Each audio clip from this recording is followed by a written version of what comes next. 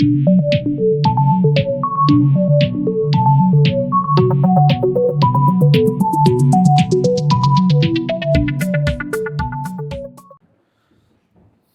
ne sais pas si ça serait le fun qu'on ait toute leur énergie, Maria. Pas sûr que ça serait bon qu'on ait toute leur énergie, qu'ils nous la partagent. Oh, oui, mais pas trop, juste assez. Je ne sais pas si je serais capable de supporter l'énergie de Mathéo et d'Émile ensemble, mélangés. Je sais pas, faudrait juste choisir les bons mélanges d'énergie qu'on prend. Parce que sinon, on va être dans le trouble longtemps. Ah ben oui. Hey, bon dimanche matin. J'espère que ça va bien. Je suis content d'être là. C'est des drôles de semaines. Cette semaine, c'était drôle. Se préparer à du verglas qu'il n'y a pas eu. Vive Farnham pour ça. Il n'y en a pas eu trop. Il y en a eu le matin un petit peu. J'ai failli débouler mes marches parce que je pensais qu'il n'y en avait pas. Mais ça, c'est mon erreur à moi. Mais c'était intéressant. Moi, je trouve ça toujours intéressant, les tempêtes, parce que après la tempête, c'est la discussion sur est-ce qu'ils ont été trop urgentistes et trop dans l'énervement, ou est-ce que le fait que, justement, il y a beaucoup de monde qui ont resté chez eux a fait en sorte qu'il y a eu moins de troubles, tu sais? Puis là, c'est les débats, puis les réseaux sociaux s'enflamment, puis tout ça, mais moi, mon frère m'a montré des photos à Gatineau, et il était content que l'école de son gars soit fermée. Il a manqué de courant pendant 24 heures. Parce que dans la journée, en soirée, Mané Caro m'a dit « Bon, mais... parce qu'elle a des amis à Gatineau, fait que tous ses amis, en l'espace d'une heure, ont tous perdu le courant en même temps. Fait que oui, nous, on n'a pas eu grand-chose, Montréal non plus, mais il y a des coins qui ont vraiment eu du verglas puis des arbres cassés, on se rend compte. Mais je dis ça parce que je trouve ça beau. Je le dis souvent, ces temps-ci, même si le monde est bizarre, hein, il se passe des choses, on ne comprend pas tout ce qui se passe. Je partageais ça avec Nick ce matin. Moi, il y a une chose que je vais répéter probablement à chaque semaine dans les prochaines années, c'est que une des espérances ultimes qu'on a, c'est que Jésus est Seigneur. Que peu importe les circonstances qui sont autour de nous, peu importe l'épreuve, peu importe la difficulté, peu importe l'anxiété qui nous gagne, moi, ces temps-ci, ça me calme de me rappeler que Jésus est Seigneur. Que Dieu ne change jamais. Qu'il est un Dieu de promesses. Puis ce matin, on est là-dedans, hein? On est dans Acte 2, on est deuxième message sur 3. Et ce matin, on va voir, parce que vous savez, dans les derniers moments, la semaine passée, on a vu l'arrivée du Saint-Esprit. On a vu les langues de feu qui sont arrivées. On a vu les disciples qui se sont mis à parler dans des langues qu'ils ne connaissaient pas. Les gens les entendaient dans leur langue maternelle. Il n'y avait pas à se concentrer à faire la traduction. C'était quelque chose d'un moment spécifique, incroyable. Et c'est le moment aussi que Jésus, la promesse qu'il avait dit, a été accomplie. Hein, c'est incroyable, hein? Jésus avait dit, « Et vous allez recevoir une puissance, vous allez être mes témoins. » Et c'est ça qui se passe. Hein? L'Esprit vient et rapidement, les disciples sont appelés à être témoins, ils se mettent à prophétiser, à parler de la gloire de Dieu dans des langues qu'ils ne connaissent pas. Et on est dans ce moment-là, c'est là qu'on arrive. Hein? Que l'Esprit de Dieu est venu prendre place dans l'être humain au travers de son esprit, hein? Qui a rempli la gloire comme à l'ouverture du temple. Puis on a vu aussi la réaction double des gens. Les gens ont réagi à ce que le Saint-Esprit est en train de faire au travers des disciples. Hein? Tu as ceux qui faisaient comme « Wow! C'est incroyable ce qui se passe! » Ils sont dans l'étonnement, ils sont dans l'émerveillement de la situation. Puis tu en as une gang de plus cérébrales qui font comme « Ben non, ces gars-là sont bien sous un matin de même. Mais non, sont voyons, ça se peut pas. C'est tout inventé. » C'est là qu'on s'est laissé la semaine dernière. Face à comment on peut réagir face au Saint-Esprit. Comment on est appelé à... Est-ce qu'on y va dans l'émerveillement de ce que Dieu est en train de faire ou on y va de manière plus rationnelle puis donner une cause à effet? Mais voyez-vous, cette réaction double-là va pousser Pierre à réagir. C'est là qu'on est ce matin. Si vous avez vos Bibles, on va être dans Acte 2. On va être des versets, je vais vous le dire, je vais le mettre tout de suite. Et là, c'est pas 4, là, c'est 14 à 36. Vous allez voir, il va manquer un tout le long, mais on est dans 14 et 36. Vous avez votre Bible, vous pouvez suivre, sinon, j'ai ici pour vous. Et on va plonger tout de suite dans le texte. Alors, donc, les gens sont dans l'étonnement. Il y a des gens qui commencent à dire « Ah, ben non, ils sont tous sous, ces gars-là, parce qu'ils parlent bizarre, puis on ne sait pas trop qu'est-ce qui se passe. » Et alors, Pierre se présentant avec les 11. Donc, Pierre, avec les disciples, arrive, éleva la voix et leur parla en ces termes. Hein, donc, Pierre réagit à ce qui se passe. Il entend les questionnements. Il voit ceux qui sont dans l'étonnement. Il voit ceux qui disent « Ben non, ces gars-là sont bien sous, sont bien sa boisson un matin comme ça. » Non, non, non. Il élève la voix, il prend ses paroles, il dit « Hommes juifs, et vous tous qui séjournez à Jérusalem, sachez ceci et prêtez l'oreille à mes paroles. » Donc ici, ce qui est vraiment intéressant, c'est que... Juste faire de quoi? Merci. Pierre, il s'adresse aux gens qui sont là, il dit « Hommes juifs. » Hein, c'est des hommes juifs, c'est les gens de Jérusalem dans la traduction qui est là, c'est les habitants de Jérusalem. Et vous qui séjournez, ceux qui sont en voyage, qui sont venus pour le pèlerinage, pour la Pentecôte, parce que la Pentecôte, c'est la fête des prémices. Il y a beaucoup de gens à Jérusalem, il y a un mouvement dans la ville, il y a beaucoup de bruit, tout se passe là. Et Pierre les interpelle, ceux qui sont témoins avec les 11 qui sont là. Regardez bien ce qu'il va dire. Parce que Paul, il ne va pas perdre de temps, il va réagir puis il va répondre aux questionnements de qu'est-ce qui est en train de se produire. Il va donner des arguments pour expliquer aux hommes juifs, ceux qui sont en séjour, qu'est-ce qui est en train de se produire, qu'est-ce qu'ils ont été témoins d'eux. Il dit ceci au verset 15, « Ces gens ne sont pas ivres. » Amen, hein? Il dit non, il répond à la première question qu'il a entendue. Ces gens-là ne sont pas sous, ne sont pas sa boisson. Regardez bien, il va dire pourquoi. Comme vous le supposez, car c'est la 3e heure du jour. Ça, c'est 9 heures. Bonne raison. S'il était 9 heures le soir, tu ferais comme moi, ça serait logique. Mais là, quand tu réalises à quel moment qu'on est, c'est aussi le moment de la prière du matin. Tu n'es pas censé être sous en tant que juif à la première prière du matin. Fait que Pierre, il dit non, ce qui se passe ici, c'est pas votre raisonnement qui fait comment ils ont pris du vin doux, puis ils se sont amusés toute la nuit, puis ils ne sont pas encore couchés, là, ils ne sont pas sur le party des disciples. OK, peut-être un petit peu sur le party parce qu'ils viennent de recevoir le Saint-Esprit, puis c'est toute qu'une fête. Mais en même temps, Pierre, il dit non. Il dit ce que vous supposez, ça ne peut pas arriver. On est le matin, il est 9 heures. C'est même pas l'heure du brunch encore. Si on met ça au terme d'aujourd'hui, c'est même pas le temps d'un petit mimosa du matin. Non, rien de ça. Il se passe quelque chose de plus grand, mais il dit, mais regardez bien au verset 16, mais c'est ici ce qui a été dit par le prophète Joël. Pierre, c'est exactement, frères et sœurs, à qui il s'adresse. C'est des Juifs qui sont pieux, qui ont la foi, qui sont partis de leur terre d'accueil, leur terre d'origine, pour s'en venir à Jérusalem, pour donner les prémices de leur moisson. Hein, on est au moment où c'est que les premières récoltes ont été faites. Il y a une abondance là, ils sont là. Il leur fait référence à ce que vous voyez là, c'est l'accomplissement de ce qu'il connaissait, qui est annoncé dans Joël. Puis ce qui est fun, c'est que Pierre ne va pas perdre de temps. En bon juif, il avait mémorisé la Torah. Il connaissait la parole de Dieu, il va la citer. Regardez bien. Pour la suite, verset 17. C'est ce que Joël dit. Dans les derniers jours, dit Dieu, je répandrai de mon esprit sur toute chair. Vos fils et vos filles prophétiseront. Vos jeunes gens auront des visions et vos veilleurs auront des songes. C'est pas beau, ça, il y a qu'un peu. Hein? Il laisse personne en dehors de ça quand Dieu parle, ici dans Joël. Oui, sur mes serviteurs et sur mes servantes, dans ces jours-là, je répandrai mon esprit. Et ils prophétiseront, verset 19. Je ferai paraître des prodiges en haut dans les cieux et des miracles en bas sur terre. Du sang, du feu et une vapeur de fumée. Le sang se changera en ténèbres et la lune en sang avant l'arrivée du jour du Seigneur, de ce jour grand et glorieux. Alors, quiconque invoquera le nom du Seigneur sera sauvé. Ce qui est intéressant ici, là, c'est que Pierre utilise un passage que les Juifs qui vont au temple connaissent. La parole de Dieu qu'ils connaissent, qu'ils ont appris par cœur. Puis il leur dit, hey, ce que Joël a annoncé, là, c'est ça qui se passe. Ils ne sont pas sous. En fait, ils sont sous l'influence du Saint-Esprit. Je l'ai eu ce matin. Je l'ai pratiqué, celle-là. Mais ce que je veux dire, c'est qu'en fait, ils sont remplis du Saint-Esprit. C'est ce que Joël a annoncé.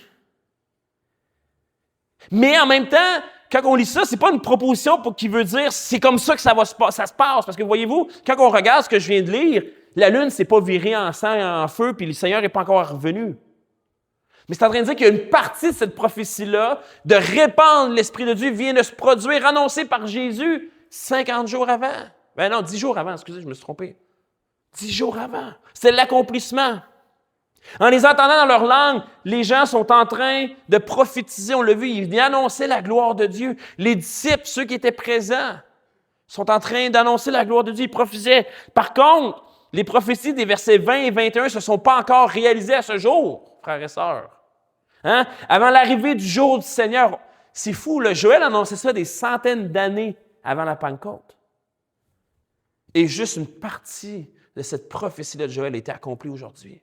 On est encore dans l'attente. Oui, le monde s'en va tout croche, mais on est encore dans l'attente du retour de Christ. Ce jour merveilleux, hein, qui dit ce grand et glorieux jour. Hey, ça va être quelque chose, là. Hein? Jésus qui va descendre du ciel sur un cheval, qui va venir. Hein? Et ceux qui vont évoquer son nom, ceux qui vont voir ces signes-là, qui vont donner leur vie à Jésus, vont être sauvés. Parce que voyez-vous, on arrive à ce moment-là pour Pierre, c'était important de dire, voici ce que vous voyez, était annoncé, c'était promis. Mais ce qu'on va voir, c'est que ça ici, ce verset-là, c'était la première partie du discours de Pierre. Pierre vient donner des exemples concrets de ce qu'il est en train de vivre. Ça, c'est une chose. Mais pour que tout ça devienne une idée claire pour les Juifs, il manque un élément qu'on va voir dans les prochains versets. Parce que si l'Esprit vient, c'est parce qu'il y a quelqu'un qui est venu. Le Messie, le Christ, est venu. On le sait, nous, aujourd'hui, quand on lit que Jésus était le Messie. On est capable d'interpréter les prophéties, mais les Juifs qui avaient le nez sur l'image, qui étaient proches, c'était un peu un débat parce qu'ils venaient juste de le crucifier. S'ils avaient compris qu'il était le Messie, ça ne se serait pas passé. Il l'aurait accueilli comme le Messie qui attendait, mais Jésus est venu différemment. Et donc ici, Pierre va utiliser la deuxième et troisième partie de son discours pour pointer vers Jésus comme le Messie. Puis il va le faire d'une façon qui est incroyable, frères et sœurs. Parce que je vous l'ai dit la semaine dernière, quand le Saint-Esprit agit, tout pointe vers Christ.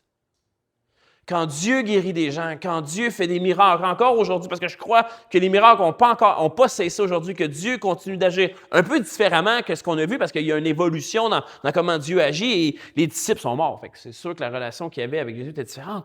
Mais tout porte à la gloire de Dieu. Les miracles sont là pour pointer vers Christ. Regardez bien la suite, au verset 22. « Hommes israélites! » Voyez-vous, là, ça a changé un peu. Hein? Il disait « Hommes juifs, ceux qui séjournent en Israël. » Ici, il dit « Hommes israélites. » Tous ceux qui sont juifs. Parce que voyez-vous, ici, c'est quelque chose qu'on ne réalise pas et que je n'ai pas assez parlé la semaine dernière. Hein, vous savez, ici, on a un groupe d'hommes, de femmes qui est très, très, très différent les uns des autres. Hein? De toutes les nations sur le monde. Hein? On les a vus, on a vu la liste.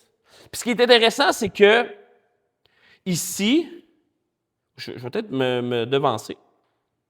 Peu importe, je vais le dire là, puis Ah non, je pense que ça va plus tard. Si je l'oublie, dites-moi les revenir. Mais ce que je veux dire, c'est qu'il dit « Hommes israélites, écoutez ces paroles.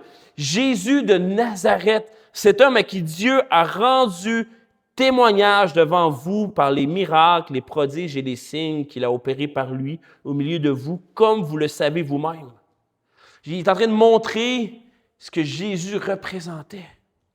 Hein, parce que les miracles de Jésus étaient la façon de Dieu de confirmer devant les Juifs toutes les paroles que Jésus annonçait.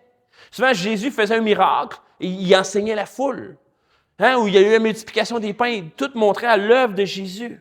On l'a vu dans les évangiles. Hein. Les évangiles, c'est ça en fait. C'est les œuvres de Christ.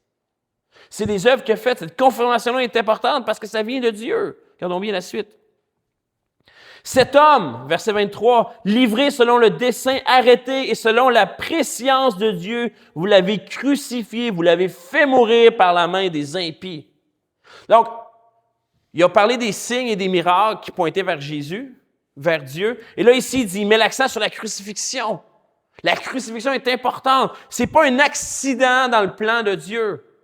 Ce n'est pas Dieu qui s'est ajusté, ça a toujours fait partie du plan de Dieu. Hein? La crucifixion fait partie de ce qui avait été déterminé par sa propre volonté et non simplement par un désir que Dieu avait. Ça faisait partie de sa volonté. Ici, voyez-vous, il fait la référence aux Juifs qui ont demandé la mort de Jésus. Hein? Vous l'avez crucifié. Les Juifs ont dit « Non, libérez Barnabas, on veut l'autre, on veut l'autre. » Crucifiez Jésus. Puis là, il dit, vous avez son sang sur les mains. Puis il a fait, ouais, on a du sang sur les mains. Il était tout heureux, là. Hein? On va voir si vous écoutez le film La Passion du Christ, ça s'en vient, Pâques s'en vient, vous allez l'écouter sûrement, j'espère. Et les Juifs étaient contents de cette phrase-là. Ils ne réalisaient pas l'ampleur que c'était. Mais il dit, vous l'avez crucifié, vous l'avez fait mourir par la main des impies. C'est les Romains qui l'ont crucifié. C'est autant les païens, parce que le mot impie ici, c'est 100 fois. Donc, c'est autant Rome qui ont crucifié Jésus que les Juifs par eux-mêmes. Ils ont autant participé. Et voyez-vous, on va voir, Pierre va expliquer dans les prochains versets, qu'est-ce que Dieu a fait avec la mort de Jésus. Ce que plusieurs pensaient comme la finalité de ce fou-là qui était Jésus, parce que c'est ça qu'ils pensaient un peu, hein? Ils pensaient que c'était un rabbin, un maître qui était un peu fou, qui avait une drôle de pensée, puis qui avait gagné. Mais regardez bien ce que Pierre va dire au verset 24.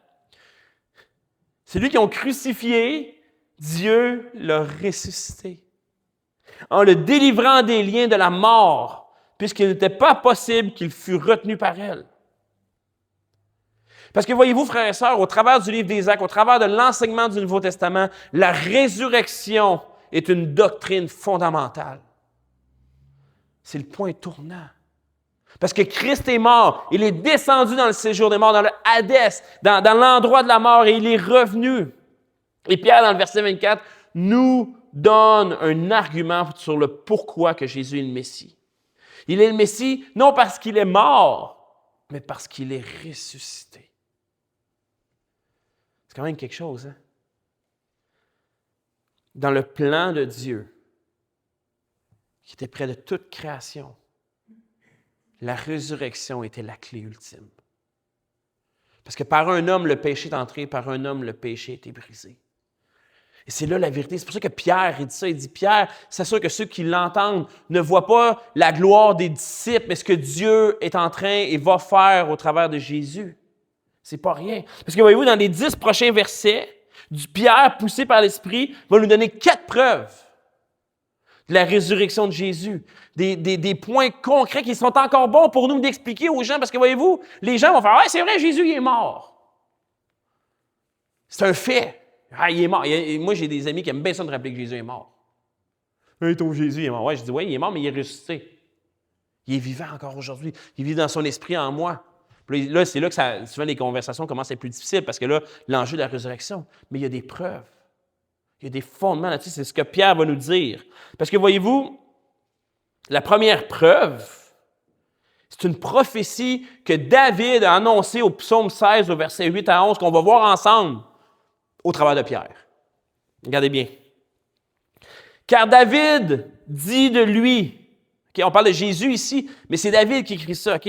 Je voyais constamment le Seigneur devant moi, parce qu'il est à ma droite, afin que je ne sois point ébranlé. Aussi mon cœur est dans la joie et ma langue dans l'allégresse, et ma chair reposera avec espérance. Car, au verset 27, car tu n'abandonneras pas mon âme dans le séjour des morts et tu ne permettras pas que ton sein voie la corruption. Tu m'as fait connaître les sentiers de la vie. Tu me rempliras de joie par ta présence. Là, je ne vais pas full étudier le texte parce que Pierre, il ne va pas rester là longtemps. Hein, il dit son âme ne sera pas dans le séjour des morts et que son sein ne verra pas la corruption. Mais David, il est mort.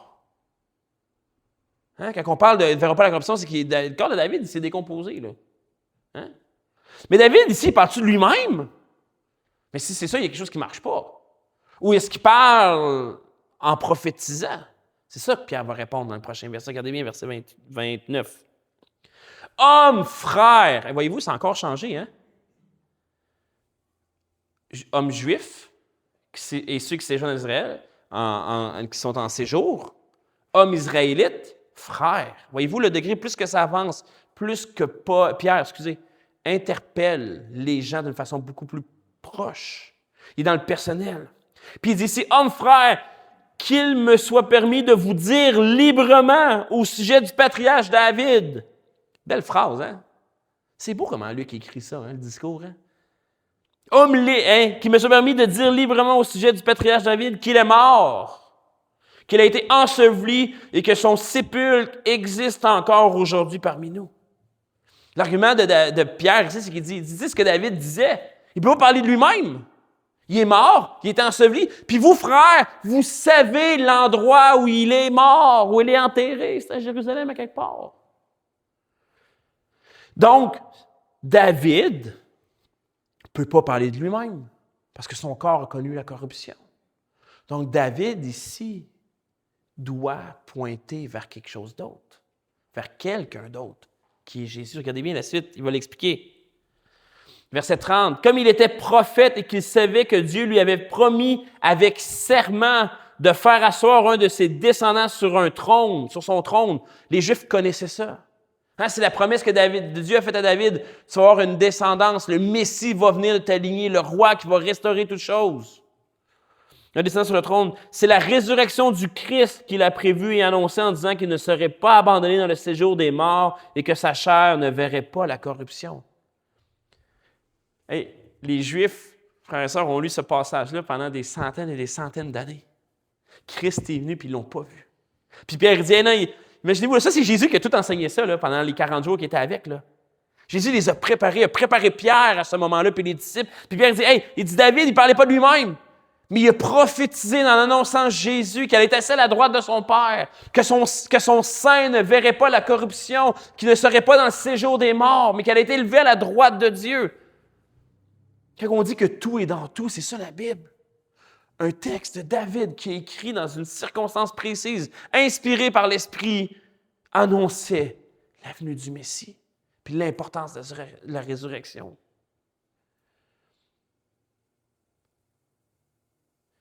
Parce que David est en train d'annoncer la résurrection puis ce qui allait se produire. Il est descendu en avant, qui a annoncé ce qui s'est produit il y a 50 jours, qui est la mort, la résurrection de Jésus. Ils l'ont vu. Il y a eu des témoins. Hein? Donc ça, c'est sa première preuve. C'est que David l'a annoncé. Et ça s'est produit. Regardons bien la deuxième. C'est ce Jésus que Dieu a ressuscité. Donc il dit, cette personne-là que David parle, c'est Jésus. Il ne peut pas être plus clair. Hein? Il ne peut pas être plus clair. C'est Jésus que Dieu a ressuscité, nous en sommes témoins. La deuxième preuve, c'est le témoignage des apôtres et tous ceux et celles qui ont vu le Christ ressuscité. Et Paul nous dit plusieurs années plus tard qu'il y en avait à peu près 400 témoins. Et 400, c'est un bon village, là. Un petit village. Mais c'est un bon nombre de personnes. Là. Imaginez-vous, demain, on est 400. Là. Change la game, là. Mais il y a 400 personnes. Pour Pierre, c'était qu'il a utilisé les témoins que lui-même était, les 100 qui étaient avec lui, tous les autres qui l'ont vu. Il y a des gens qui ont témoigné de la résurrection. Donc, il y a des gens qui l'ont vu, donc, parce qu'il y a des gens qui ont été témoins, puis on le sait, des témoins, c'est important. Plus que tu as de témoins, plus que ta source est crédible. Parce que la Bible dit que pour porter un jugement avec quelqu'un, ça prend 2 personnes, au moins 2 témoignages qui concordent, puis peut-être 3 si tu es chanceux, puis ça ne peut pas être ta femme. Puis si c'est ta femme, ça compte pour 1, parce que tu peux t'arranger. Hein, on voit ça dans des films, hein, si vous écoutez des films d'enquête, hein, il y a toujours des gens qui se mettent ensemble et qui fricotent, là, puis qui vont changer leur témoignage pour gagner. Mais voyez-vous, ici, il y a 400 personnes. Puis ce témoignage-là est important parce que Jésus, dans sa promesse dans verset 3, il dit « Vous recevrez une puissance et vous serez mes témoins. » Frères et sœurs, une des preuves ultimes, c'est le témoignage de vos vies. C'est ce que Caro partageait ce matin. Quand on passe au travers de l'épreuve, quand on passe au travers des difficultés, qu'on se laisse manier par Dieu pour devenir à l'image de ce qu'il veut, c'est là qu'on a un témoignage fort. Je sais parce que j'ai entendu plein de vos histoires. Vous avez vécu dans l'Église, on a tous vécu des choses qu'on peut seulement pointer vers Dieu. Parce que quand on passe au travers des épreuves qui ne font aucun sens à l'être humain, c'est là qu'on a de la puissance. Je vous l'ai partagé souvent, mais quand je pense au témoignage de la puissance de la résurrection de Jésus, je pense toujours à mon ami Philippe Sorez, qui a la sclérose latérale amyotrophique, la SLA. Ça fait 7 ans qu'il l'a. Puis son diagnostic de son médecin, quand ils l'ont su, c'était 3 ans. 3 ans, frères et sœurs. Et aujourd'hui, il dit dans les églises qu'il visite encore, dans sa chaise roulante, avec son truc qui le fait respirer, avec son ordinateur, que je ne sais pas comment il fait pour le faire parler, partage, qui vit plus présentement depuis qu'il a tout perdu, qui vivait avant comme mobilisateur de la mission pour sa famille d'église des frères ménonites en Ontario. Imaginez-vous, un homme en chaise roulante qui a besoin d'un aide pour respirer parce que son corps, ses muscles sont en train de lâcher, dit qu'il vit pleinement sa vie depuis qu'il vit au travers de la résurrection de Jésus. Pourquoi? Parce que la seule façon qu'on peut expliquer ça, c'est parce que Christ vit en lui. C'est ça le témoignage qu'on a, frères et sœurs, vers la résurrection. Ces preuves-là que je vous démontre, c'est pour qu'encore pour nous aujourd'hui, c'est bon. Regardons la suite. Preuve numéro 3. Élevé par la droite de Dieu, il a reçu du Père le Saint-Esprit qui avait été promis. Il l'a répandu comme vous le voyez, l'entendez. La 3e preuve, c'est les événements surnaturels qui sont en train de vivre à ce moment-là. Cette promesse-là accomplie que Jésus a dit. Ce qu'ils vivent, ce qu'ils expérimentent, ce que Joël avait annoncé, fait partie de la preuve que Christ est allé glorieux à la droite de son Père, comme David l'a annoncé. Puis les Juifs, ils connaissaient cette prophétie-là. Fait que les Juifs, plus que ça va, dans le discours de Pierre, plus qu'ils ont besoin de faire 1 plus 1 plus 1 plus 1, plus là, ça fait beaucoup d'1, de faire comme, OK, non, Jésus, c'est quelque chose. C'est important. Ça va plus loin. Puis Pierre, il utilisait cet argument-là de la prophétie de Joël pour montrer que Jésus est le Messie. Parce que, ultimement, c'est ça l'enjeu pour les Juifs. C'est que Jésus, dans leur conception, n'était pas vraiment le Messie. C'était pas celui qui était annoncé parce qu'il est venu différemment. Oui, il a renversé le royaume, il l'a flippé de bord en changeant les relations qu'on a vues au travers du sermon sur la montagne. Il est venu aimer, il est venu changer, mais il est venu appliquer la loi de la bonne manière dans nos cœurs individuellement. Regardez bien la suite. Verset 34. « Car David n'est point monté au ciel, mais il dit lui-même, le Seigneur a dit à mon Seigneur, assis-toi à ma droite jusqu'à ce que je fasse de tes ennemis ton marchepied. » La quatrième preuve, frères et sœurs, c'est le fait que Christ a été ressuscité, l'Esprit est venu, mais c'est que l'ascension était Christ, le fait qu'il est retourné vainqueur auprès de son Père. C'est l'ascension. Hein? On parle ici d'un plus grand fils de David. C'est ça qu'on lit dans les Écritures. On parle de quelqu'un de plus grand, celui qui a tout accompli. Puis c'est par cette dernière preuve-là, Pierre démontre, parce qu'ils ont été témoins, mais aussi que David l'a prophétisé, que cette preuve-là est faite. Christ est Messie. On n'a pas besoin de se compliquer le... Je vais prendre l'expression de mon bout, là, si vous la comprenez, tant mieux, si vous ne la comprenez pas, tant pis, mais par chez nous, on dit, on n'a pas besoin de se casser le bessic. On n'a pas besoin de se compliquer la vie. Les preuves sont là. Encore aujourd'hui, les preuves sont là. Puis ce qui est intéressant, c'est que scientifiquement, il y a de plus en plus de preuves bibliques qui sont montrées. J'en ai partagé la semaine passée, j'en ai encore vu cette semaine. Là, ils pensent qu'il aurait trouvé la maison de la belle-mère de Matthieu. Si c'est ça, c'est vraiment cool. Ça montre que ça s'est passé parce qu'en plus de la manière que c'est fait, il manque des morceaux. C'est quoi, ils n'ont pas réparé le toit après toutes ces années, c'est un peu bizarre peut-être, mais ce que je veux dire, c'est qu'on fait des recherches archéologiques qui sont de plus en plus précises. Il y a des choses qui se marquent de plus en plus, il y a des études qui viennent de plus en plus pointer concrètement. Dernièrement, je voyais une image de... Ça, c'est intéressant, quelqu'un qui disait que c'est facile de détruire la foi évangélique sur le chaos puis l'évangéliste. Le gars, il mettait plein de clous dans une boîte, puis là, il se mettait à brasser ça de gauche à droite. Puis plus que ça allait, plus que les clous deviennent tous ordonnés. Puis il dit, voici la création, voici le chaos, créer l'organisation. Savez-vous ce qu'un apologète a répondu? La seule raison pourquoi ces clous-là sont venus toutes bien droits, c'est parce qu'il y a une force extérieure qui s'est appliquée à elle. Puis j'étais comme, mais c'est vrai. Oui, tu peux du chaos créer du beau, mais ça prend une force, un design plus grand, un Dieu plus grand qui crée toutes choses en ordre à partir du chaos. Parce qu'à quelque part, quand on voit la création, il y a ça, hein, c'est là que Dieu a placé les choses dans un ordre précis, mais il doit avoir intervention. Je sais, il ne prend pas grand-chose pour créer le chaos dans une salle de jeu. Je le vis à tous les jours. Mais ça prend une force extérieure pour la mettre droite, et ce n'est pas les enfants. Et ce n'est pas moi non plus. Non, je le fais un peu plus maintenant, mais ce que je veux dire, c'est que tout pointe vers Christ, les frères et sœurs. On n'a pas à avoir honte de ça parce que les arguments sont là, et Pierre nous les donne. Regardez bien la fin du discours de Pierre. Que toute la maison d'Israël sache donc avec certitude que Dieu a fait Seigneur et Christ ce Jésus que vous avez crucifié.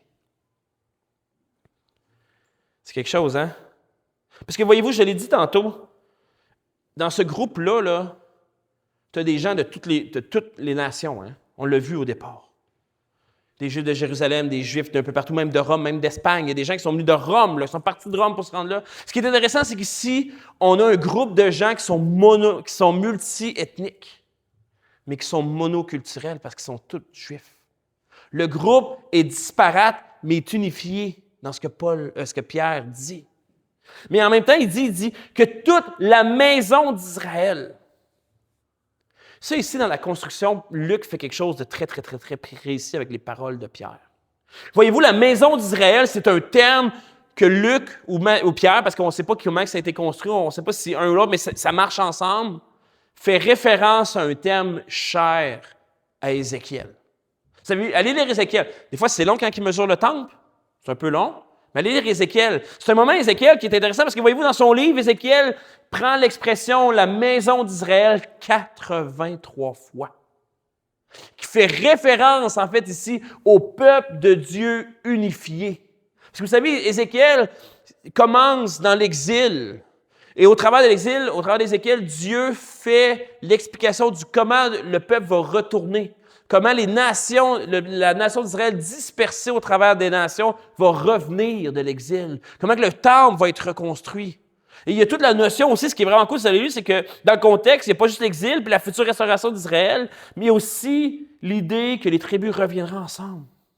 Et on connaît aussi l'idée des os, je sais plus, en tout cas, des ossements, on va dire ça comme ça, secs, qui reprennent vie et que la chair revient. Cette idée-là du nouveau Israël restauré. Et frères et sœurs, Pierre utilise cette image-là pour dire, les nations qui sont venues, les gens qui viennent, c'est les tribus mis ensemble. C'est l'unité du peuple de Dieu. Hein? C'est les nations ensemble avec les Juifs, l'Esprit qui vient donner un nouveau cœur en Jésus, un nouveau David. Puis Dieu ici, au travers des fois, je me dis, c'est incroyable comment que, en lisant trop vite, on manque des choses dans les Écritures. Ou le fait qu'on manque un contexte. Mais vous souvenez-vous, frères et sœurs, c'était quoi la question des disciples qui amenait à Jésus à parler qu'il allait envoyer le Saint-Esprit? Est-ce quelqu'un qui s'en souvient? Abdias, t'en souviens-tu? C'était quoi la question des disciples avant que Jésus parle qu'il allait les envoyer comme des témoins? Est-ce que quelqu'un s'en souvient? Je vais vous la dire parce que je le savais, vous n'en souviendrez pas. Les Juifs, ils ont demandé, Seigneur, est-ce que c'est le temps que tu rétablisses le royaume d'Israël? Frères et sœurs, ce moment-là que Pierre prêche, sa question ultime vient d'arriver. Le royaume d'Israël vient d'être unifié dans la personne du Saint-Esprit. Les nations sont mises ensemble, les gens vont être envoyés par la suite. Parce que voyez-vous, ceux qui étaient en séjour, là, ne sont pas restés à Jérusalem. Ils sont revenus dans leur famille, ils sont partis propager ça. C'est pour ça qu'il y avait des groupes. Là, je me devance un peu pour la semaine prochaine. Mais quand Paul il dit qu'il est arrivé à des endroits qu'il y en avait déjà, c'est à cause de ça. Ceux qui ont accepté Jésus à la Pentecôte sont repartis chez eux. Mais voyez-vous, ici, là, Jésus vient de rétablir toutes choses. Il vient de faire la réponse à la question des disciples. Il vient de rétablir autant les Juifs de Jérusalem du monde par la mort et la résurrection de Jésus. Parce que c'est ça le nouveau royaume d'Israël. Nous faisons partie de la maison d'Israël au travers du Saint-Esprit. Parce qu'il a accompli les promesses ultimes. Parce que voyez-vous, on va le voir la semaine prochaine, mais les gens vont réagir. Je vais vous donner la bonne nouvelle, il y en a 3000 qui se sont convertis. Et c'est quelque chose, là. Là, ça ne dit pas que 3000 ont fait la première église, là. Comme je l'ai dit, il y en a qui sont partis, mais voyez-vous, quand le Saint-Esprit vient, quand on laisse l'Esprit agir, puis qu'on pointe vers la gloire de Dieu, les gens ne peuvent pas rester indifférents. Puis je pense que c'est ça le plus dur, puis j'ai aimé ce que Marie-France a partagé pendant la louange. Combien de fois, par peur, par gêne, on ne prie pas assez pour des gens qui en ont le besoin. Combien de fois, par notre côté rationnel, mais pourtant, quand on prie, quand on prend le temps de laisser l'Esprit agir, ça n'a pas le choix de pointer à la gloire de Dieu, puis les gens n'ont pas le choix de réagir. Que ce soit dans la maladie, que ce soit dans nos circonstances familiales, que ce soit dans tout ce qu'on vit, quand on s'arrête et on se dit « OK, Seigneur, qu'est-ce que tu veux que j'explique dans ça ou que j'apprenne? » C'est là qu'on se transforme. Parce que voyez-vous, le plus beau témoignage, frères et sœurs, que vous aurez jamais pour pointer vers Christ, sa résurrection et les gens vers Jésus, c'est votre propre vie. C'est notre propre vie. Je l'ai dit la semaine passée, je vais le répéter, c'est quelque chose qui est cher à mon cœur ces temps-ci. Comment je laisse l'Esprit me transformer à l'image de Christ. Au travers des épreuves, au travers de la vie courante, au travers des discussions avec des gens qui ont totalement une opinion différente, mais des choses de bon, quand on s'écoute, quand on prie, quand on se laisse transformer par l'œuvre. Et frères et sœurs, peu importe votre âge, Dieu n'a pas fini avec vous. Je l'ai dit la semaine passée, puis je le crois encore, le plus gros mensonge que l'ennemi nous fait croire, c'est que c'est pas grave, je suis rendu vieux, j'ai pas besoin de changer ou je peux plus changer. C'est pas vrai. Il y a des traits qui ne changent pas. Il m'a toujours été énervé toute ma vie. Je regarde mon père et je me dis, ça ne changera pas. Par contre, je peux m'adoucir. Je peux réagir avec plus d'amour, plus de compassion. Puis je sais parce que ces temps-ci, je parle avec des amis. Je parle avec un ami que ça fait longtemps. OK, frère et sœur? Je ne sais pas si je l'ai partagé la semaine passée ou je l'ai partagé aujourd'hui, mais on est en train de refaire le site web de l'Église. Puis c'est un de mes amis du secondaire, Joe, qui c'est un graphiste exceptionnel. Tu sais, il y a des gens dans la vie que Dieu a donné tous les dons en dessin, lui, il les a tous. Non, c'est une machine. C'est lui qui a fait le logo de l'Église avec moi. C'est une machine. Puis Joe, je l'aime. Parce qu'on ne peut pas être plus opposé par rapport à la foi.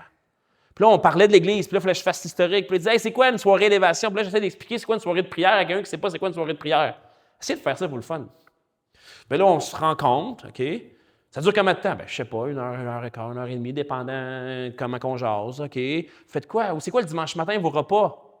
Bien, puis là, je me mets à expliquer, puis là, je dis, bien, tu sais, notre but, c'est d'être une collectivité, d'être une communauté ensemble, on veut grandir, on veut évoluer ensemble à l'image. Fait comme, hey, bien, moi, j'aimerais ça. Ça me manque, ça. Puis j'étais comme, mon ami, qui est vraiment la personne la plus opposée à la religion en général, regarde des principes de base fondamentales de la foi chrétienne, fait comme, hey, moi, je veux ça. Joe, j'espère que tu m'écoutes parce que c'est vrai que c'est pour toi. Oh oui. Peut-être qu'il va écouter, je ne sais pas. Mes frères et sœurs, il ne faut jamais négliger l'impact que nos vies. Joe, là, c'est mon seul ami du secondaire qui me reste. Je ne le lâche pas, puis on ne se lâche pas. Parce que voyez-vous, je pense que Dieu va se révéler un jour à lui d'une façon qu'il n'a pas idée. Là, j'espère que tu n'écoutais pas pour vrai. Mais ce que je veux dire, c'est que je pense que Dieu, il voit ma vie, il voit comment j'ai changé. Carole a trouvé ça drôle parce que cette année, ça va faire 20 ans que j'ai gradué du secondaire. J'ai fait un saut quand j'ai réalisé ça. Mais je suis allé relire mon album des finissants. Puis je me suis rendu compte que je suis loin du petit con que j'étais dans cette époque-là. Parce que tous mes amis se disent, c'est Dave, change pas, on veut que tu restes con piquant puis tu nous fasses rire tout le temps. Puis je suis comme, hey, ne change pas rester ça. Pour eux, je suis encore ça pour plusieurs. Puis c'est vrai, je vais toujours être drôle, je vais toujours vouloir faire des blagues. Mais je me rends compte à quel point, depuis 20 ans, Dieu a changé mon cœur. Dieu a brisé mon besoin d'être reconnu. Puis je me suis rendu compte qu'en secondaire 5, c'était quelque chose qui me motivait. Je voulais être le capitaine de l'impro, je voulais être le meilleur à faire la radio étudiante, je voulais avoir la plus belle blonde, je voulais gagner. J'ai gagné sur un spectacle, là, mais j'ai tout fait pour avoir le plus de gloire possible. Savez-vous qu'est-ce que Dieu a fait? Il a créé le cégep, j'ai tout perdu. Tous mes amis sont partis, je me suis retrouvé dans un environnement que je connaissais moins, avec Marc Ruffert, tout ça. Mais voyez-vous, Dieu commençait déjà à transformer. Puis aujourd'hui, quand je dis à des amis de secondaire que je suis pasteur, ils sont comme « Hey, c'est fait avec toi, ça! » Mais parce que ça marche. Parce qu'ils voient mes dons, ils voient qui je suis, puis ils voient ma transformation. Parce que vous, frères et sœurs, on est maintenant, quand Christ vient en nous par le Saint-Esprit, les meilleurs témoignages pour ceux qui nous entourent. Continue de prier pour ton gars. Continue de prier pour les gens qui sont là, qui ne sont pas loin. Prions audacieusement pour la maison des familles parce qu'il y en a des besoins. Il y en a. On a des défis. Je suis sûr, il y en a des défis. Il y a des décisions, des fois, qu'on n'aurait pas dû être prises de certaines façons, qui fait que là, on a 1 an et demi pour trouver une solution à un problème qui est vraiment compliqué. Mais savez-vous quoi? La maison des familles est venue. Ils sont venus ici. Et je ne sais pas si vous avez réalisé, mais quand ils sont venus présenter la réunion annuelle des membres, là, Katou et Annie sont partis à 3 heures, en même temps que tout le monde. Puis je suis comme, Katou recevait des téléphones, là, j'ai vu son téléphone, là, ses enfants, ils capotaient, ils se demandaient, ils étaient où, là? Ses enfants étaient en train de mourir chez eux, où il y avait un apocalypse, je ne sais pas trop. Puis elle a fait comme, non, je ne veux pas. Ils étaient bien. Ils ont hâte de revenir. Ils ont hâte de voir ce que l'Église peut apporter à la maison des familles. Parce que, voyez-vous, frères et sœurs, quand on est porté vers les autres et qu'on leur présente la gloire de Christ, les choses ne restent jamais inchangées. C'est ça la beauté. Mais ça part de nous. Individuellement, collectivement. Je parlais avec des gens cette semaine. Puis j'aimerais ça, d'ici 2 ans, qu'on soit plus que 100 à l'Église. J'ai mis ça devant Dieu. Ça va amener des défis, là, plein de défis. Mais c'est là qu'on est, à espérer une croissance. Parce que, frères et sœurs, si on ne croise pas en tant qu'Église, si on ne laisse pas l'Esprit nous transformer, on est tous bien arrêtés. Je n'ai pas peur de le dire.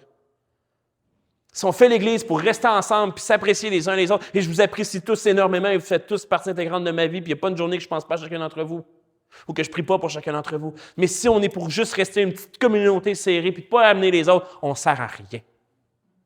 On ne sert à rien.